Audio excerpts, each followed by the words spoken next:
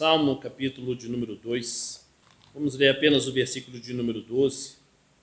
Nós citamos esse versículo bastante na pregação de sexta-feira, mas eu acho que ele cabe também para a pregação de hoje. Salmo de número 2, verso de número 12. Tema, vamos falar de Jesus Cristo. Hoje nós vamos falar de Jesus, irmãos. Amém? Glória a Deus por isso. Salmo 2, verso de número 12. Tema, vamos falar de Jesus. O texto sagrado fala bem assim: beijai o filho, para que não se irrite, e não pereçais no caminho, porque dentro em pouco se lhe inflamará a ira. Bem-aventurados todos os que nele se refugiam. Vamos ao Pai em oração. Pai santo, Pai amado, Deus de graça, Deus de misericórdia, no nome do Teu Filho, Senhor, que estamos aqui reunidos nessa noite para fazer a Tua vontade como o Senhor Jesus nos entregou. Fazer lembrança da Sua morte, aleluia, até que Ele venha. Ó Pai querido, Pai amado, como é bom estarmos reunidos nessa noite de alegria, Senhor, porque estamos aqui debaixo da proteção maravilhosa de Jesus Cristo, aleluia. Nós nos refugiamos nele, aleluia, o nosso Salvador, aleluia, porque não há outro, somente Jesus é o que salva. Então nós nos agarramos a ele, Senhor. Nós beijamos o Filho e acreditamos, ó Pai, que em Jesus nós temos a vida eterna. Ó Pai, que em Jesus nós somos abençoados com toda sorte de bênçãos celestiais nas regiões celestiais. Aleluia, por você, ó Pai. Ó Pai, em Jesus não há mais condenação. Ó Pai, não há qualquer condenação contra nós. Ó Pai, em Jesus nós somos justificados, santificados, temos sabedoria. Ó Pai, em Jesus somos mais que vencedores. Ó Pai, louvado e engrandecido seja o Teu nome, Senhor. Por isso, Pai, por estarmos em Jesus, é que nós podemos fazer alguma coisa que Te agrade. É por estarmos em Jesus, ó Pai, que nós nos tornamos servidores Seus, servos Seus, aleluia, e fazemos aquilo que o Senhor nos manda. Ó Pai, é verdade, Senhor, que em muitas áreas temos falhado, errado e não somos perfeitos, mas Jesus é perfeito por nós. Ó, que maravilha, Senhor, é a Tua salvação.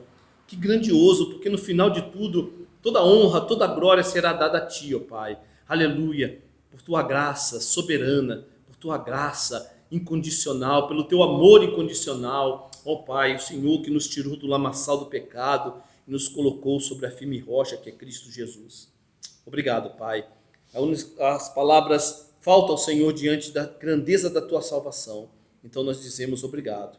Obrigado pelo Teu amor, pela Tua graça, pelo Teu cuidado conosco até nesse mês que se passou, aleluia, e no cuidado que o Senhor terá pelo mês que vai começar, Senhor.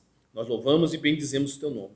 Fala conosco, Senhor, porque hoje nós queremos falar um pouco do Teu Filho, a quem o Senhor amou, aleluia, amou de tal maneira, aleluia. Oh, meu Deus do céu, que coisa maravilhosa o Teu amor pelo Teu Filho. Que coisa linda, Senhor. E por isso o Teu amor por nós é tão grande, porque o Senhor enviou o Seu Filho e entregou naquela cruz por amor dos Teus eleitos. É algo maravilhoso, é algo incompreensível, é algo que nós, por fé, apenas aceitamos esse amor e confiamos plenamente, aleluia, no amor de Deus. Se o Senhor deu o Seu próprio Filho por nós, o que o Senhor não nos dará? Oh, o apóstolo Pedro fala que tudo já nos foi dado para que possamos viver uma vida piedosa.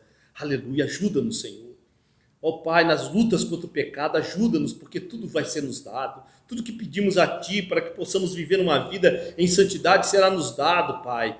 Ó Pai, não nos deixe esquecer dessa linda promessa. Se o Senhor nos deu a Cristo, nada vai faltar para a honra e glória do Teu santo nome.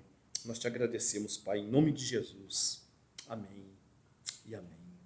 Podeis assentar, irmãos. Aleluia.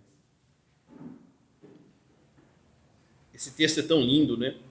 Porque só há duas maneiras, a gente falou isso na sexta-feira, eu só vou estar me repetindo. Só há duas maneiras de você beijar a Cristo. Amém? Ou você beija Ele como um traidor, como foi Judas, ou beija ele como de maneira redentiva. Porque não basta somente estar na igreja, amém? Tem que verdadeiramente confiar na pessoa e na obra de Jesus Cristo. E é isso que é beijar, amém? Redentivamente. É você se aproximar de Cristo e crer que Ele é o Salvador. E você não precisa de mais nada. Amém? Você não precisa das suas boas obras, você não precisa dos seus bons pensamentos, você não precisa da cobertura espiritual do pastor, você não precisa da placa da igreja, você não precisa de roupa assim, a roupa assado, você precisa apenas de Cristo. E a partir do momento que você tem a Cristo, todo o resto é acrescentado. Amém? Você vira uma nova criatura e você vai dar valor a tudo aquilo que Cristo manda você fazer, não para ser salvo, mas porque você já é salvo. Isso é beijar a Cristo redentivamente. Amém? Glória a Deus por isso. Porque uma coisa é certa, o texto é simplesmente rapidamente no texto, amém? Porque o texto é claro, porque dentro em pouco se lhe inflamará a ira. A ira de Deus, a santa ira de Deus, não foi derramada completamente sobre esse mundo. Ela está sendo retida, amém? O apóstolo Pedro, questionado pelos da sua época, por que demorava a volta de Cristo, falou, fiquem calmos. Deus não tarda a sua promessa da volta do Filho para levar-nos definitivamente para a glória. Amém? Porque para Deus um dia é 1000 anos. E 1000 anos é um dia. Ele não tarda. Ao contrário, Ele quer que todos cheguem ao arrependimento. Aleluia. Ele quer que todos os deles se salvem. E é por isso que Ele tarda. Quando o último eleito crê, aleluia, e se arrepender, então Jesus volta. Aleluia, para buscar a sua igreja. Aleluia, glória a Deus, louvado e engrandecido seja o nome de Jesus. O texto é maravilhoso. Bem-aventurados todos os que nele se refugiam da ira santa de Jesus. Jesus veio nos salvar do quê? Do diabo? Não. Jesus veio nos salvar dos problemas desse mundo? Não. Jesus veio nos salvar da ira de Deus Pai contra miseráveis pecadores. Essa é a salvação do nosso Deus. Então hoje, irmãos, eu venho falar desse Salvador, comentar um pouco, ver alguns versículos sobre Jesus Cristo. Nosso Senhor Jesus Cristo está no centro de toda a doutrina bíblica. Amém? Há várias doutrinas bíblicas importantes, como regeneração, que nós vimos no domingo passado, doutrina da salvação, doutrina da triunidade, da justificação, mas todas elas, inevitavelmente, estão ligadas à pessoa de Jesus Cristo. Não há como fugir disso. Amém? Mesmo em toda a história humana, irmãos, Jesus Cristo é a pessoa mais importante. Você não vai ver na história humana ninguém como Jesus Cristo. Sua vida, morte e ressurreição é o evento mais estupendo de todos que já aconteceram na história da humanidade. Todos. Fale de guerras, fale de invenções. Não há nada que supere historicamente a vida, o nascimento, a morte e a ressurreição de Jesus Cristo. Amém? É maravilhoso. Aliás, toda a história aponta para Ele e para a sua obra perfeita. Todas as coisas que aconteceram antes de Jesus Cristo se fazer carne apontavam para a sua vinda. Amém? E tudo o que acontece depois da sua morte e ressurreição apontam para Ele e para a sua volta. Isso fica claro, irmãos, até no modo como os ímpios deixaram para calcular o tempo. Amém? Nós estamos em 2022 depois de Cristo. Antes e depois de Cristo. Não há nada que se compare. Eu ouvi dizer aí que estão tentando mudar isso. Mas, filhos das trevas. Amém? Vai faltar fé no mundo, né? Jesus diz quando ele voltar. A fé cristã, irmãos, está alicerçada unicamente em Jesus Cristo. Abre lá em 1 Coríntios 3,11. Paulo afirma o seguinte, vou repetir, a fé cristã está alicerçada unicamente em Cristo Jesus. 1 Coríntios, capítulo de número 3. 1 Coríntios 3, versículo de número 11.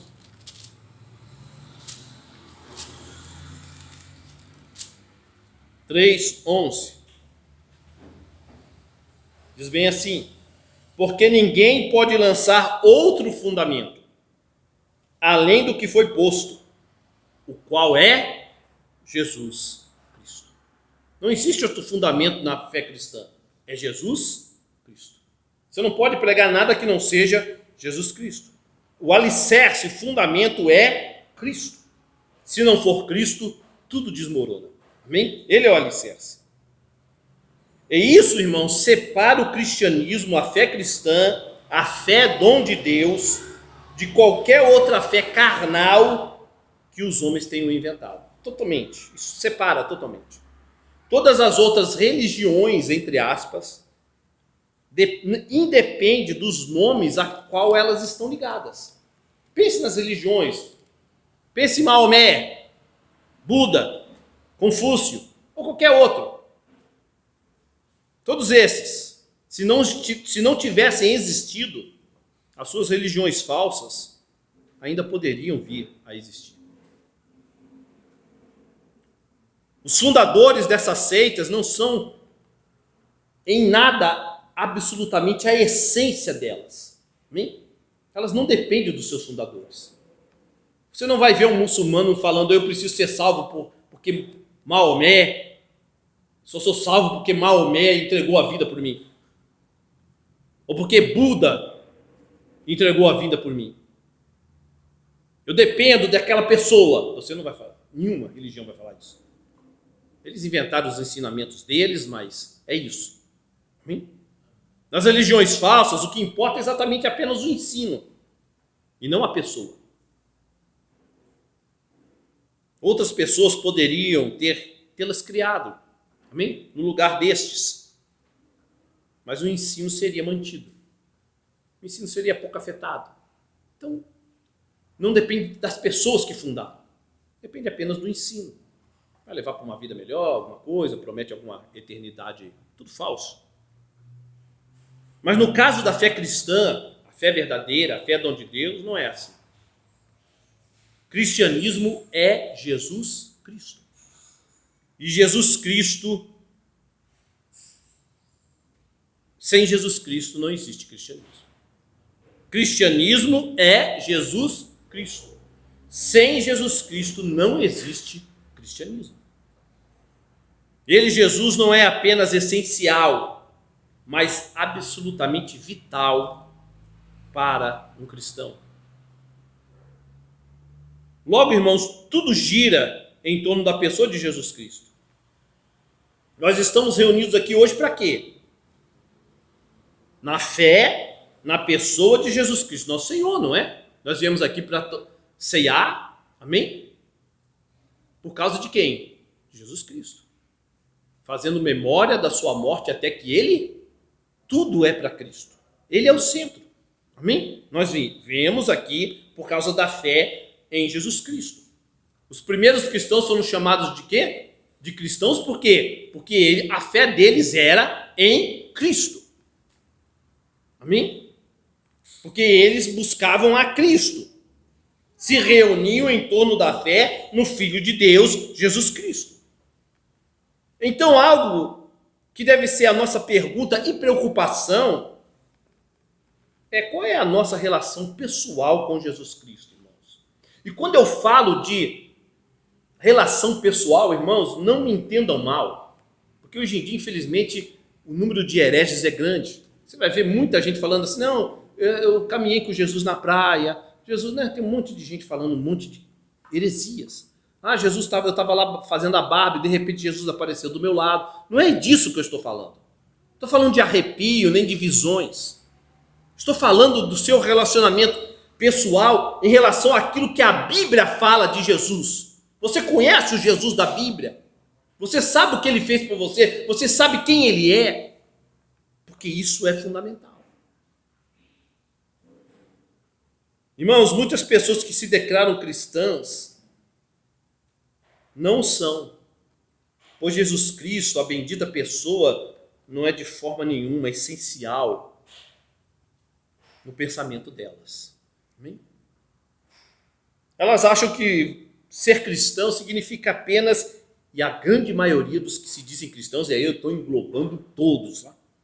Todos. Né? Todo mundo é cristão, né? Quase todo mundo aí. Todos eles acham que ser cristão significa apenas ser boa pessoa. Né? Só vai para o inferno mesmo aquele cara lá, ruim mesmo. Mas o resto vai todo mundo para o céu. Porque afinal de contas, né? Deus é bom, e eu também nunca faço nada de mal para ninguém, não é? Não matei ninguém, não roubei ninguém. Isso não é ser cristão. Ninguém pode ser bom, pois só há um bom. Deus, Jesus Cristo é bom. Sabe lá, texto famoso, Marcos 17, 18. Então, essa questão, ser cristão é ser boa pessoa, né? Tem aquela famosa frase, esse menino é do bem. Hoje em dia está esse tipo de frase, né? Essa pessoa é do bem. Marcos, capítulo de número 10, versículo de número 17. Marcos 10, 17.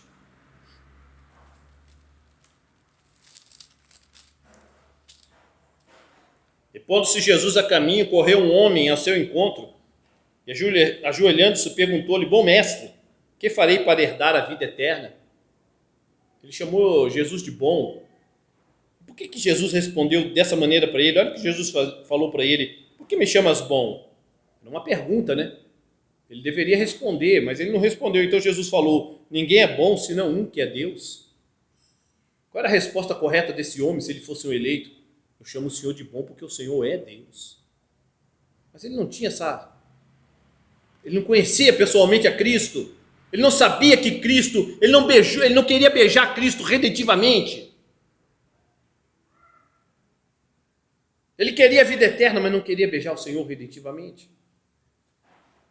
Porque ele se achava bom, eu fiz isso, eu fiz aquilo. Só você ler, continuar lendo. Então não existe ninguém bom, alguém que possa cumprir toda a lei e ser salvo. Somente em Cristo. A fé cristã, irmã, trata-se totalmente de quem ele é e do que ele fez. Fé na pessoa e obra perfeita que ele realizou. Eu já afirmei isso alguns cultos atrás, não me lembro qual. Mas sem isso, sem saber quem ele é e o que ele fez, sem esse conhecimento de Deus, de Jesus, não há salvação verdadeira. Isso que eu estou falando aqui é muito forte. Forte por quê, pastor? Porque esses dias eu vi uma pessoa teoricamente reformada falar que que se a pessoa não sabe como é que ela salva, se ela crê que ela é salva por obras, mas ela crê em Jesus, ela é salva porque a salvação é pela graça. Isso é um absurdo. Porque o texto de Efésios fala assim: pela graça sois salvos mediante a fé. Logo, tem que saber no que você está crendo. Não está desligada. Graça e fé não estão desligadas, estão unidas. E a nossa fé não é cega. A nossa fé é o quê? Racional. A fé cristã não é uma fé cega. Ela é uma fé que mostra aquilo que você tem que crer.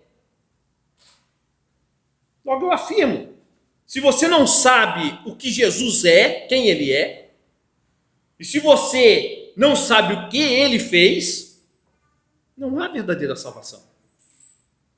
Vamos ver isso na Bíblia? Gálatas, capítulo de número 1. Paulo é bem sério em relação a isso. Ele fala com veemência. Mas a igreja de hoje parece que se esqueceu disso. Paulo fala bem assim: mas ainda que nós, ou mesmo um anjo vindo do céu, vos pregue evangelho que vá além do que vos temos pregado, seja o quê? Anátema, maldito. Assim como já dissemos e agora repito: se alguém vos prega evangelho que vá além daquele que recebestes, seja anátema. Paulo repete 2 vezes seguidas. Cuidado de Paulo para com a pessoa e a obra, porque se você lê o livro de Gálatas, qual era o evangelho que estava sendo proposto aos Gálatas? Jesus mais circuncisão. Se vocês não se circuncidarem, vocês não vão ser salvos. Paulo fala, esse evangelho é anátema.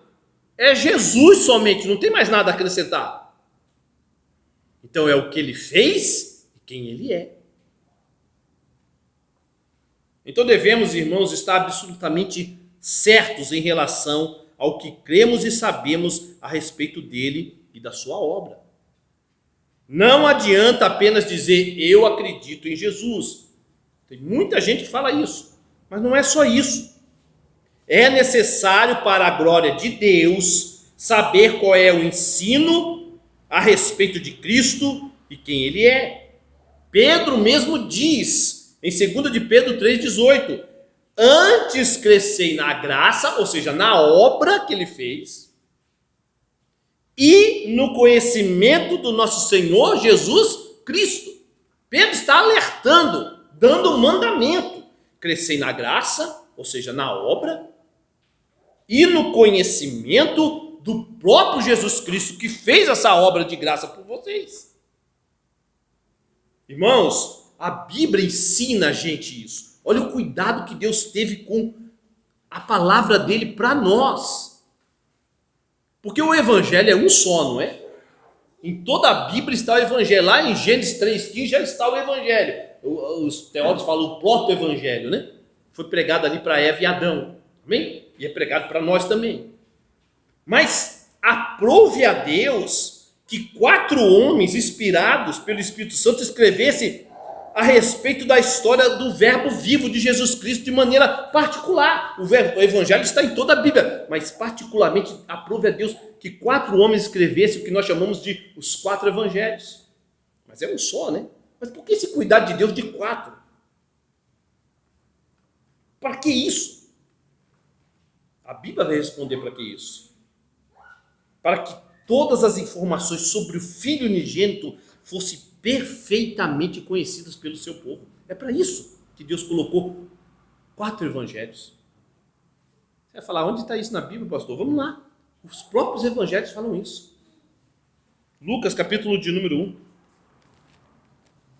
Há 4 evangelhos para que todas as informações sobre o Filho unigênito fossem perfeitamente conhecidas pelo seu povo. Lucas, capítulo de número 1. Olha o que Lucas fala. Visto que muitos houve que empreenderam uma narração coordenada dos fatos, que entre nós se realizaram, veja que muitos. Primeiro século, irmão, segundo século, a gente estava conversando com o irmão Leonardo. Terceiro e quarto século, todo mundo falava de Jesus. Ah, Jesus falou isso, ah, Jesus era aquilo, e a maioria das coisas era heresia. Então Deus levanta 4 homens para falar a verdade sobre o Filho.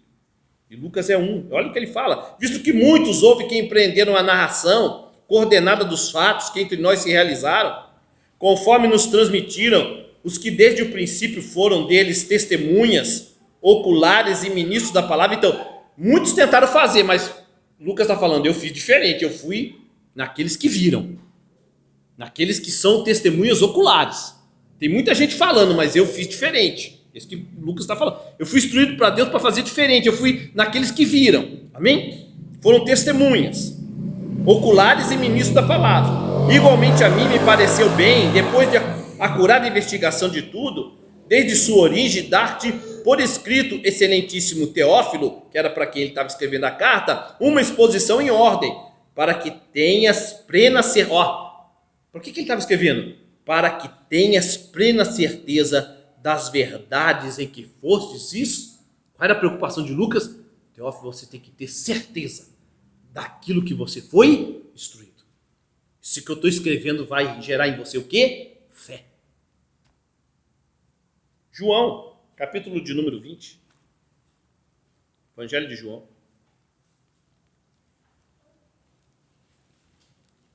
Certeza, nós temos que ter certeza de quem é Jesus, do que ele fez. Versículo de número 30, 31. Na verdade, fez Jesus, diante dos discípulos, muitos outros sinais que não estão escritos nesse livro. Estes, porém, foram registrados Para quê? Creais que Jesus Cristo é o Filho de Deus, e para que crendo tenhais o quê? Vida em seu nome. Então os evangelhos foram escritos para quê? Para que eles creiam. Creiam como? No Cristo verdadeiro, na obra, na pessoa de Cristo. Isso é maravilhoso, o cuidado de Deus por nós em sua palavra. Quando você vai, por exemplo, para a epístola de João, qual era? João ali é claro. Por que foi escrita a primeira epístola de João? Por causa de uma heresia, o docetismo. O que o docetismo falava? Que Jesus Cristo não tinha vindo em carne. João foi inspirado por Deus para escrever uma epístola exatamente para combater uma dessas heresias que estava sendo dito sobre Jesus Cristo. Fica claro isso. Abre lá em João, capítulo de número... Olha o cuidado de Deus para com o seu povo. 1 de João, capítulo de número 4. Amados, não deis crédito a qualquer espírito, a qualquer pessoa. Antes provai os espíritos se procede de Deus, porque muitos falsos profetas têm saído pelo mundo fora. Nisto conheceis o Espírito de Deus. Todo espírito, ou seja, pessoa que confessa que Jesus Cristo vem em carne, é de Deus. E todo espírito que não confessa Jesus não procede de Deus. Pelo contrário, esse é o espírito do anticristo, a respeito do qual tendes ouvido que vem e presentemente já está no mundo. Então, quando você vê, irmãos, a voz da serpente na boca, por exemplo, de um espírita, que eles fazem o contrário, né? O espírita vai falar bem assim sobre a ressurreição de Jesus. Sabe? O problema não é... O espírita vai falar bem assim para você. Não. Só subiu o espírito. Ele não ressuscitou com o corpo. Isso é a voz da serpente. Está entendendo? É a voz da serpente. Então a palavra de Deus... Quem crê num Jesus desse pode ser salvo? Essa é a pergunta. Num Jesus que não ressuscitou, só o Espírito que foi ao Pai? Quem crê num Jesus desse pode ser salvo? Se a Escritura não afirma isso. Preste atenção. Preste atenção, irmão, porque é muito sério a condição da igreja dos dias de hoje. Alguém que diz que não está preocupado com essas coisas, que ele é apenas um simples cristão, que ama Jesus, e que esse negócio de doutrina não é importante. Na verdade, essas pessoas são as pessoas pela qual o falso ensino vai entrar nas igrejas, e tem entrado. São esses. Não, eu só quero saber de Jesus, esse negócio de doutrina. Não, são esses exatamente que os falsos profetas vão enganar. Porque eles não querem saber do Jesus da Bíblia. Eles inventaram Jesus no coração deles. Não, eu quero Jesus. São esses que são a porta de entrada de falsos profetas e de heresias dentro da igreja. Porque eles não querem saber do Jesus bíblico. Porque quando você fala que não quer da doutrina de Cristo, você não quer saber dele. Qual é o seu relacionamento pessoal com Jesus? Não estou falando de misticismo, estou falando o que você sabe de Cristo segundo a Bíblia. O que você crê dele e da sua obra? Quando você diz que crê em Jesus, o que você realmente quer dizer? Pois isso é fundamental para a sua salvação. Você acredita que ele é 100% Deus e 100% homem? Porque a Bíblia diz isso. Você acredita que ele veio em carne e que ressuscitou com um corpo glorificado? Porque isso é que a Bíblia ensina. Você acredita no que ele fez e que o que ele fez foi perfeito e que nada pode ser acrescentado? Porque é isso que a Bíblia ensina. Você sabe o que sua morte significa?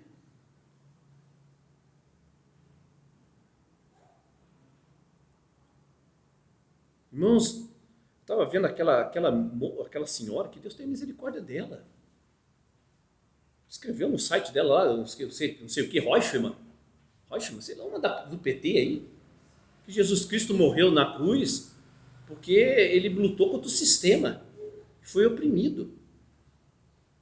Todos os cristãos sabem disso, não tem nada a ver com perdão de pecados. Que Jesus é esse que essa mulher conhece? Que Deus tenha misericórdia. Está no engano. Mas tem milhões que acreditam que Jesus foi apenas um revolucionário.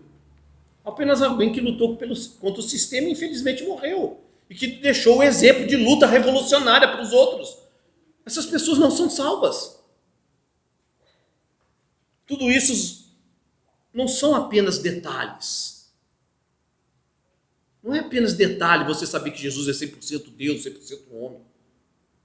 E todas essas coisas lindas que a Bíblia fala da pessoa de Cristo, ao contrário, elas são fundamentais para a nossa salvação. E salvação de todo aquele que quer ser salvo. Então uma pergunta a mais surge para nós. Qual é a afirmação geral que a Bíblia faz em relação à pessoa de Jesus Cristo? Ou as várias afirmações sobre Cristo? Já vimos algumas, mas vamos nos aprofundar um pouco mais. Primeiro, a Escritura Sagrada afirma que Jesus Cristo é o cumprimento de todas as profecias do Antigo Testamento. Isso é maravilhoso. Abre lá em 2 Coríntios, capítulo de número 1, versículo de número 20. 2 Coríntios 1, 20. Jesus é o cumprimento de todas as profecias do Antigo Testamento. 2 Coríntios 1, versículo de número 20. Paulo fala bem assim: porque quantas são as promessas de Deus, tantas tem nele o sim, nele quem? Jesus, porquanto também por ele é o amém, para a glória de Deus Pai, por nosso intermédio. Vamos ver algumas dessas profecias? Já vimos lá Gênesis 3,15, não é? Primeira profecia, amém? Jesus Cristo vai esmagar a cabeça de Satanás. Aonde que Jesus Cristo esmagou a cabeça de Satanás? Ele triunfou na cruz. Esmagou a cabeça de Satanás. Amém? Abre lá em Gênesis 49, 10.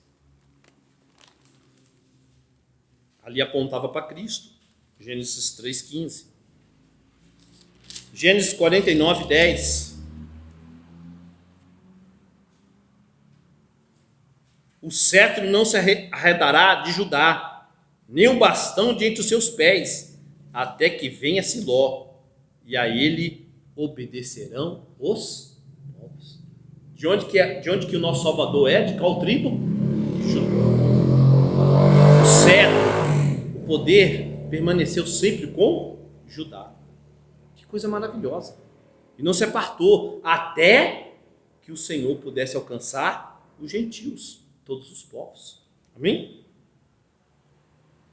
Isso fica mais claro, um pouco mais claro em Daniel, capítulo de número 9. Olha que profecia maravilhosa essa de Daniel. Daniel, capítulo de número 9. Eu não gosto muito de pregar Daniel, não, mas hoje eu vou falar um pouquinho, bem rapidamente. Porque Daniel tem muita detalhes, né? Daniel, capítulo de número 9, 24, fala bem assim. Olha que coisa linda, irmãos. Daniel 24 ao 27. 70 semanas estão determinadas sobre o teu povo e sobre a tua santa cidade, para fazer cessar a transgressão, para dar fim aos pecados, para espiar a iniquidade, para trazer a justiça eterna, para selar a visão e a profecia e para ungir o santo dos santos. Sabe e entende, desde a saída da ordem para restaurar e para edificar Jerusalém até ao ungido, ao príncipe, 7 semanas e 72 semanas. As praças e as circunvalações se reedificarão, mas em tempos angustiosos. Depois das 62 semanas será morto ungido, e já não estará. E o povo de um príncipe que há de vir destruirá a cidade e o santuário. E o seu fim será um dilúvio. E até o fim haverá guerra, desolações são determinadas. Ele trará firme aliança com muitos por 1 semana. Na metade da semana fará cessar o sacrifício e a oferta de manjares. Sobre a asa das abominações virá o assolador, até que a destruição que está determinada se derrame sobre ele. As semanas aí, né, significam semanas de anos. Amém? E nos é dito, né, pelo profeta que haverá estas 70 semanas de anos, que dá um total, irmãos, de 490 anos. Essas 70 semanas. Depois é-nos dito que há 7 semanas de anos, ou 49 anos. Amém? Antes da cidade seja reconstruída. Amém? A cidade foi destruída, ela vai ser reconstruída. E isso aconteceu. Depois de 49 anos, reconstruído. Depois é dita que haverá 62 semanas, o que significa 434 anos. Amém? Depois você faz o cálculo na sua casa, que não dá tempo, né? Após a reconstrução da cidade. E aí o Messias viria, depois de 434 anos. E isso conheceu perfeitamente com o nosso Senhor Jesus Cristo. Depois é dito que haverá um período de 1 semana ou 7 anos. E que na metade desse tempo, ele, Jesus, o ungido, seria morto, ou seja, 3 anos e meio. Tudo isso, irmãos, toda essa linda profecia de Daniel se cumpriu em Jesus Cristo.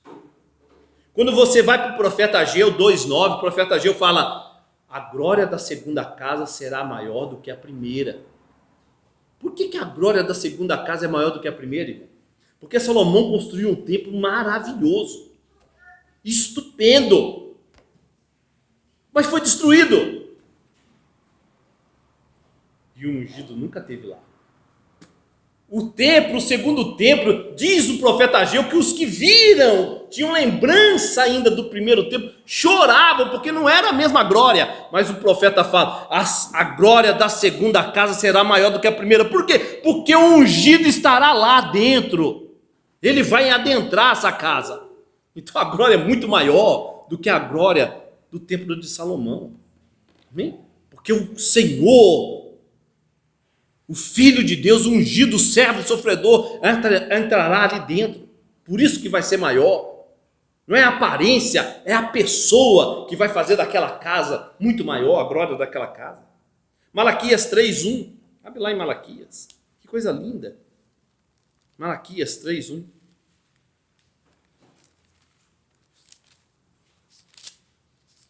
Profeta Malaquias 3, versículo de número 1. Eis que eu envio o meu mensageiro, que preparará o caminho diante de mim, ou seja, João Batista. De repente virá o seu templo, confirmando o que Ageu tinha falado. Amém? Que talvez Ageu deixou meio assim suspense. Por que a glória vai ser, não é? Mas Malaquias confirma. Ao seu templo, o Senhor, a quem vós buscai, o anjo da aliança, a quem vós desejais. Eis que ele vem, diz o Senhor dos exércitos. Miqueias, capítulo de número 5, isso é Jesus. Miqueias, capítulo, se cumpriu em Jesus, que adentrou aquela casa. Miqueias, capítulo de número 5, versículo de número 1, diz até a cidade onde ele nasceu. E tu, Belém Efrata, pequena demais para figurar como grupo de milhares de Judá, de ti me sairá o que há de reinar. Ele é rei em Israel, e cujas origens são desde os tempos antigos, desde os dias da eternidade, porque ele é o Pai da eternidade. Aquele que ia nascer em Belém é o Pai da eternidade. É Jesus. Jeremias, capítulo de número 23. Profeta Jeremias, capítulo de número 23, versículo de número 5. Eis que vem dias, diz o Senhor, em que levantarei Davi um renovo. Ou seja, está mostrando de onde é a linhagem de Cristo. É da linhagem de quem? De Davi. Um renovo justo, e rei e reinará, e agirá sabiamente, executará o juízo e a justiça na terra. Nos seus dias Judá será salvo, Israel habitará seguro. Será este o seu nome, com que será chamado Senhor, Justiça Nossa.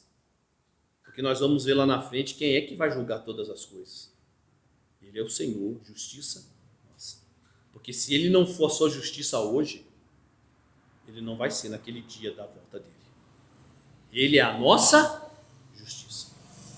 Aleluia. Que seja assim. Se você acha que a justiça é sua para ser salvo, você não conhece o Cristo da Bíblia. Isaías capítulo de número 7. Jesus é a nossa justiça. Isaías 7. Texto lindo de Isaías, né? versículo de número 14, 7:14. Porquanto o Senhor mesmo vos dará um sinal. Eis que a virgem conceberá e dará à luz um filho. Lhe chamará Emanuel. O que tem de herege nos dias de hoje, irmãos, falando que Maria não era bem virgem, está cheio. Se você procurar, vai ter traduções da Bíblia aí, mais modernas, que tiram a palavra virgem do texto. Isso é abominação. Porque o próprio fica sem sentido. Se ela fosse apenas uma moça casada, ou até uma moça que teve um relacionamento antes do casamento, amém? Não seria um sinal, porque isso é normal. Agora, uma virgem ter um filho, aí sim é um sinal. Então, esse é Jesus. Ele nasceu da Virgem Maria, nossa irmã, que foi salva por ele, seu filho. Todas essas profecias, irmãos, se cumpriram em Jesus Cristo. E em mais ninguém antes dele. E também mais ninguém depois. Porque se você discutir com um judeu, você pode simplesmente perguntar para o judeu o seguinte: cadê a linhagem das famílias? Isso se perdeu. Acabou. Não tem como eles traçar uma linhagem de alguém hoje em dia que se levante e fale: eu sou o Messias. Eles vão falar que é porque já está profetizado o engano, mas não tem como eles registrar. Acabou-se. Acabou-se, irmãos. Aquele povo que está lá na faixa de Gaza já se misturou completamente com outras nações, não tem mais ninguém puro. Acabou. Acabou-se. Salmo 2:6. Olha que coisa linda, fala de Jesus.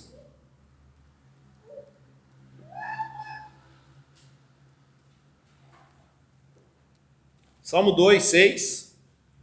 Eu, porém, constituí o meu rei sobre o meu santo monte Sião. Ele é rei eterno. Isaías 9.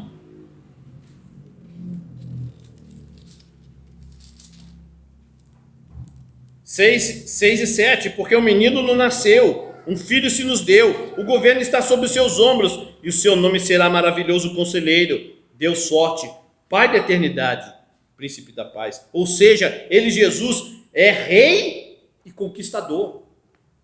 Mas ele também seria desprezado e rejeitado pelos homens. O profeta Isaías fala que ele era homem de dores e sabia o que é padecer. E esse foi o erro dos judeus. Amém? Porque eles tinham os oráculos de Deus, eles tinham as escrituras, mas falharam em perceber que aquele rei conquistador também era o quê? Servo, sofredor. E em Jesus, essas duas características estão perfeitas. Ele nunca deixou de ser rei, mas ele foi um servo, sofredor. Vamos abrir mais a Bíblia, irmãos. Zacarias, capítulo de número 9. Vamos ver o nosso Senhor. Hoje nós vamos falar de Cristo. Não se canse, não. Amém? Zacarias, profeta Zacarias. Que coisa linda. 9:9. Diz bem assim: alegre-te muito, ó filha de Sião, exulta, ó filha de Jerusalém. Eis aí vem o teu rei, justo e salvador, humilde, montado em jumentinho. Num jumentinho, cria de jumenta. Quem é que andou sobre o jumentinho para entrar em Jerusalém? Jesus. Zacarias, capítulo de número 11, versículo de número 12. Aleluia. Eu lhes disse: se vós parecei bem, dai-me o meu salário, e se não, deixai-o. Pesaram, pois, por meu salário 30 moedas de prata. Então o Senhor me disse: arroja isto ao oleiro, esse magnífico preço em que fui avaliado por eles. Tomei as 30 moedas de prata e as arrojei ao oleiro na casa do Senhor. A quem foi oferecido 30 moedas de prata? A Judas. Para entregar a quem?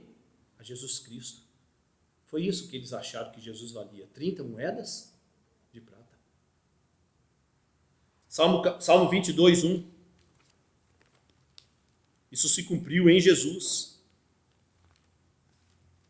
Salmo 22:1.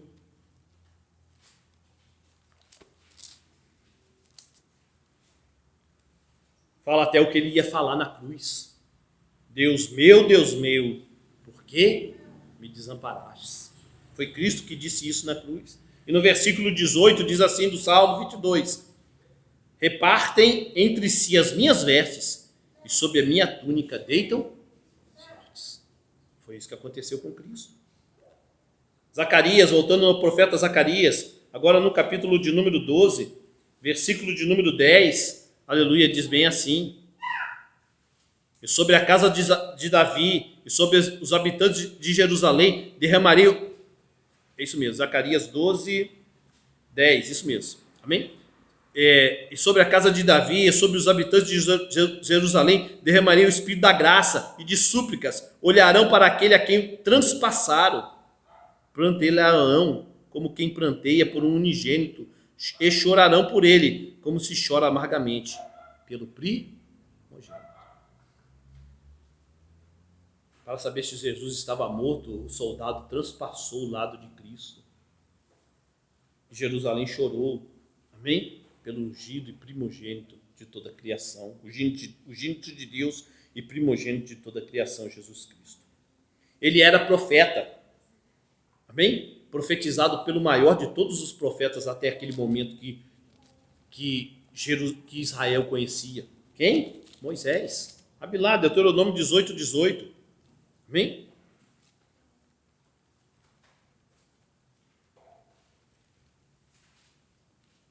O maior profeta que Israel tinha conhecido profetizou sobre Cristo. 18, 18. Amém?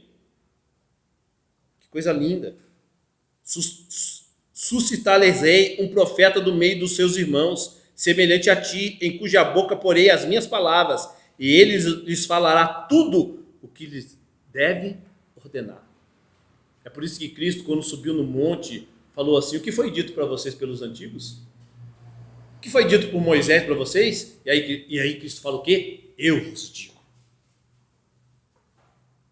Porque Moisés está falando, a ele ouvireis. Quando ele falar, esquece de mim. Ele vai falar o que realmente a lei, a interpretação correta da lei. A ele vocês devem ouvir. É isso aconteceu com Cristo. Fala, eu vos digo. Porque ele tinha autoridade, porque foi profetizado sobre ele. Foi dito aos antigos isso, eu vos digo. Eu completo. Eu dou o que realmente a lei, o que a lei realmente significa. Volte lá em Daniel, capítulo de número 2. Que coisa linda. O profeta Daniel.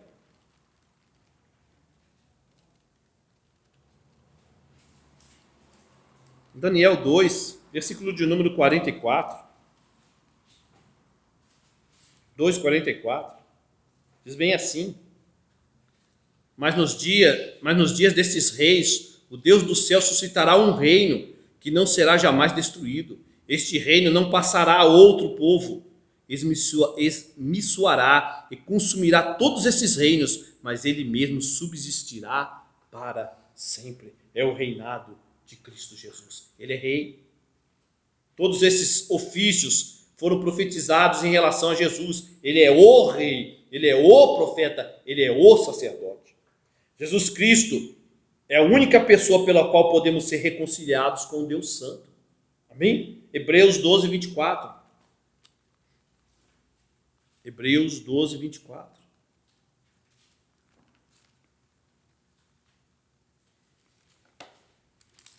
Hebreus 12, 24. E a Jesus, o mediador da nova aliança, e ao sangue da aspersão, que fala coisas superiores ao que fala o próprio Abel. Aleluia. Ele é o mediador. João, capítulo 14, 6, o próprio Cristo fala em relação a ele: eu sou o caminho, a verdade e a vida. Ninguém vem ao Pai se não for por mim. Em Atos dos Apóstolos, Pedro fala que não há nenhum outro nome dado abaixo dos céus, na terra, pelo qual importa que sejamos salvos, que é o nome do Senhor Jesus Cristo. Aleluia, ou seja, a sua obra, aleluia, a sua pessoa, que é isso que o nome significa. 1 de Timóteo 2,5. 1 de Timóteo. Primeira Epístola a Timóteo 2:5.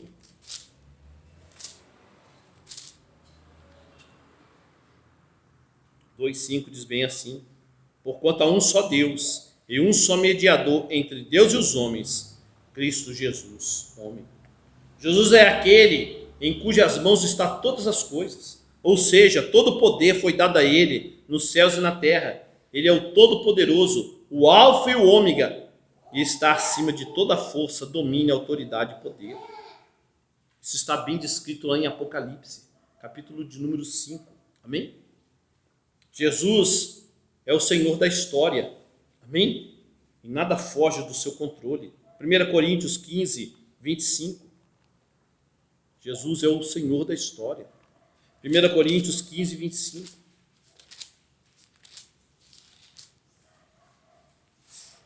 Já estamos indo para o fim, irmãos. 1 Coríntios 15, 25. Porque convém que ele reine, até que haja posto todos os inimigos debaixo dos pés. Você acha que Jesus não reina, irmãos? Jesus reina.